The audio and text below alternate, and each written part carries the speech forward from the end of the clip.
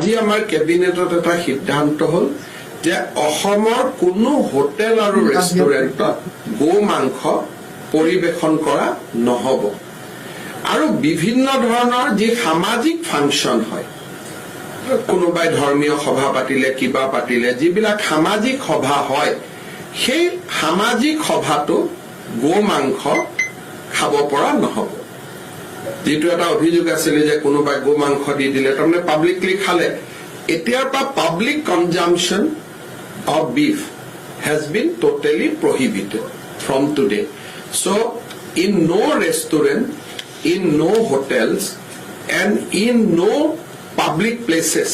আজি আমাৰ কেবিনেটত এটা সিদ্ধান্ত হল যে অসমৰ কোনো হোটেল আৰু ৰেষ্টুৰেণ্টত গো মাংস পৰিবেশন কৰা নহব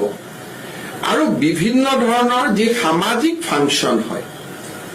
কোনোবাই ধৰ্মীয় সভা পাতিলে কিবা পাতিলে যিবিলাক সামাজিক সভা হয় সেই সামাজিক সভাটো গো মাংস